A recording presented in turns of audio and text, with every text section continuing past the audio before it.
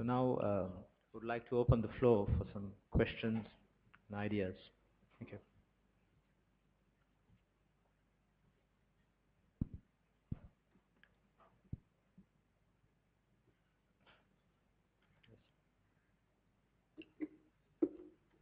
Your Excellency, I'd like to ask a question of His Excellency the Ambassador of China. Neville Maxwell, before I say that, I would like to also say that under strong leadership in China and India, our relationships are going forward faster than they have in previous years. Neville Maxwell had written a book, India's China War, and after he had written the book, Premier Chou En-lai had said that he has done great justice to the Chinese people and to their point of view. He had also visited, he's a visiting professor, though based in Australia in many Chinese universities, and he has been feted by the Chinese government in his visits. And I quote from Neville Maxwell's book, there were certain proposals which he has written about in his book, which Premier Chou En-lai had made in 1963, about the border issue between China and India. And I ask this question because you mentioned that 12 out of 14 countries' disputes have been resolved. However, the position taken by Premier Chou En-lai in 1963 is not the position which the Chinese government seems to be agreeable to today. Could you shed some more light on this aspect, please?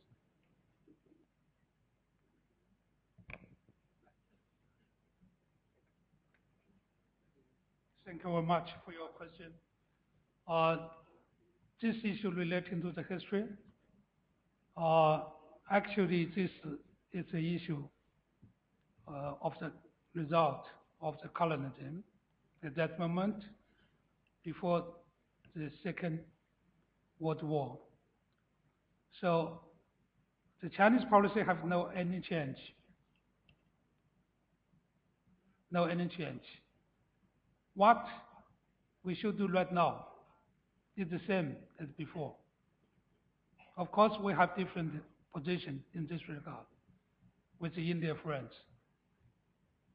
But peace and stability is the first priority for both Chinese and India. So we have several measures to keep peace and security and stability in this region. We have some mechanism, dialogue, to find the best way or the final way to deal with this issue, to set the disputes. So we are on the way. Before we have the final settlement, we try our best to keep peace and stability. So last year, President Xi Jinping with India, and this year, Prime Minister Modi with China. So we talk about this issue through different levels. We have the consensus to safeguard the peace and the stability in this region. Thank you. Thank you. Yes. Thank you very much for the presentations from all the eminent persons. I would solicit a comment from His Excellency, the Chinese ambassador to Sri Lanka. I think there are two issues. One, there is a dispute on the Diao Island between Japan and China. And secondly, there is a talk by the US on power rebalancing in Asia and the projected employment of maritime assets in the South China Sea by 2020. Looking at the topic, Your Excellency, you have presented threats in the coming decades and the challenges to national security. What are your comments? I'm Ken Omlenga, otherwise from Zambia. I'm the Deputy Chief of Training for Zambia Army. Thank you very much, sir. Thank you, sir. Actually, you raised three questions. The first one is about Diaoyu Dao. So the Chinese position is quite clear. According to the history and also the law, and also the result of the Second World War, Diaoyu Dao is a territory of China. So this, no any doubts. There are some disputes between China and Japan. We try our best to solve this problem through peaceful way. Before we solve this problem, perhaps you know, almost 40 years ago, Mr. Deng Xiaoping had a proposal to both sides. We can separate the disputes as that we can have some joint exploration of the resources. And also we should make and safeguard the stability and peace in this region. So the Chinese government, the Chinese military, including Navy, Army, Air Force, we will do our best to safeguard the peace. Of course, we are highly aware of the potential actions and measures could be taken by Japanese side.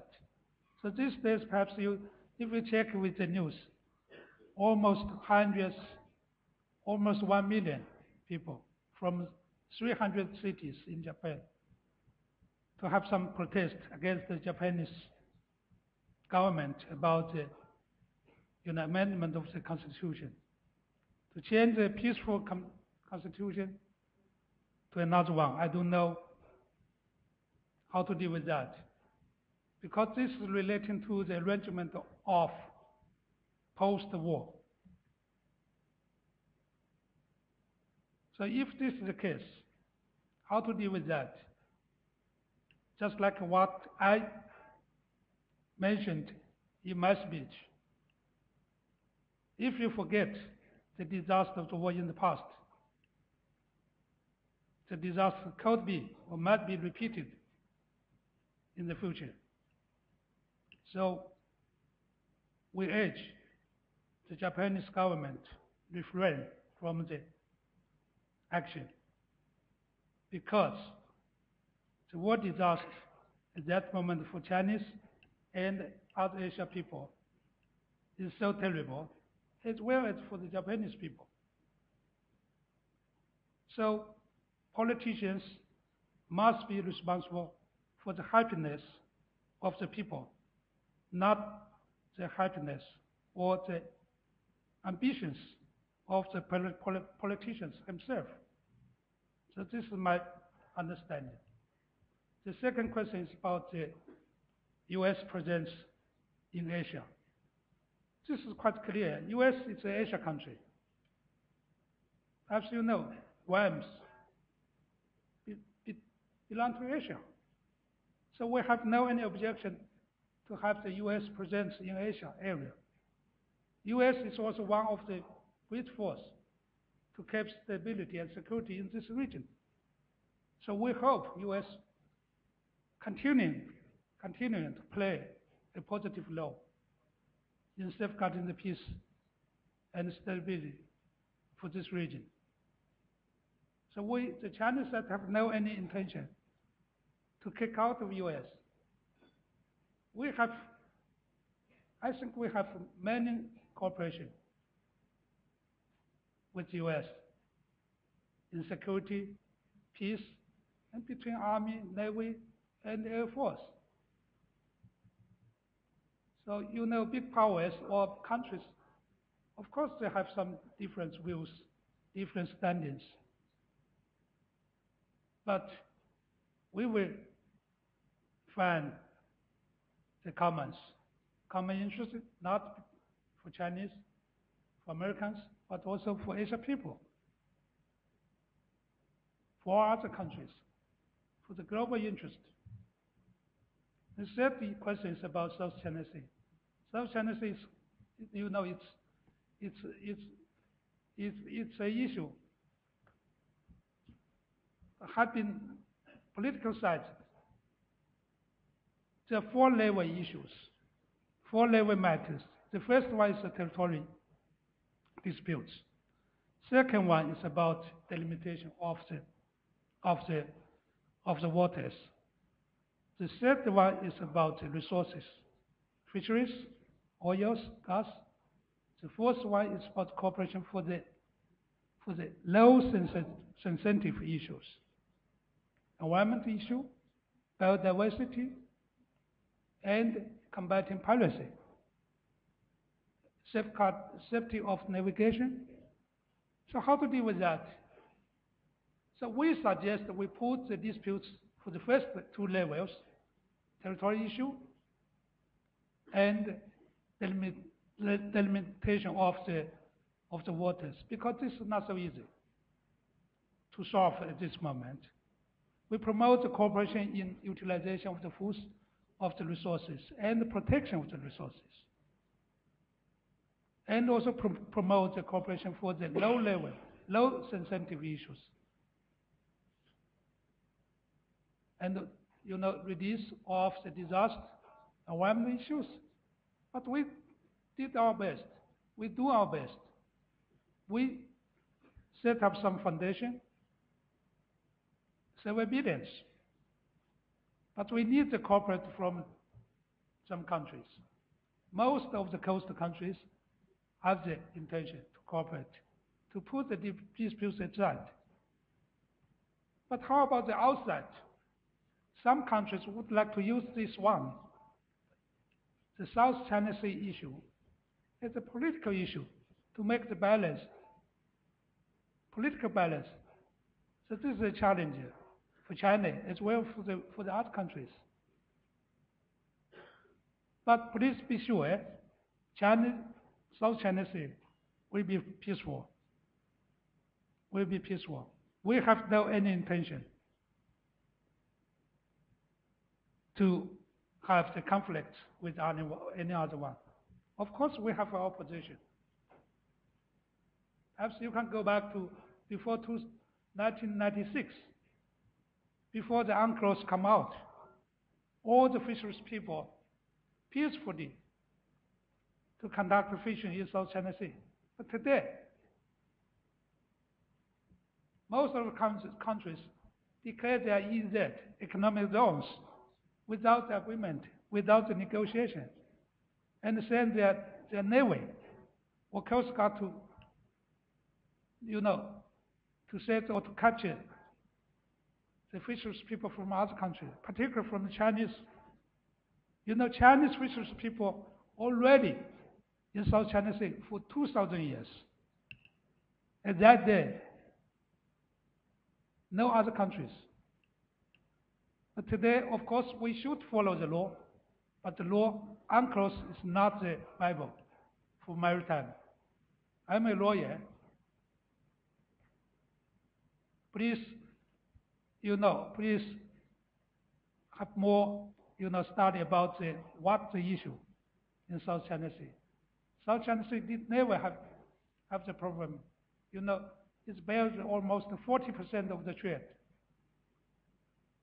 for East Asia, Southeast Asia, and Europe, even Africa. So we have no doubts. We should safeguard the safety, security for the navigation. We are not allow any country to destroy the peace and security of South China Sea. So this is the interest of China and also the interest of other countries. Thank you. Thank you. So we've run out of time, so thank you very much. Let me thank our panelists.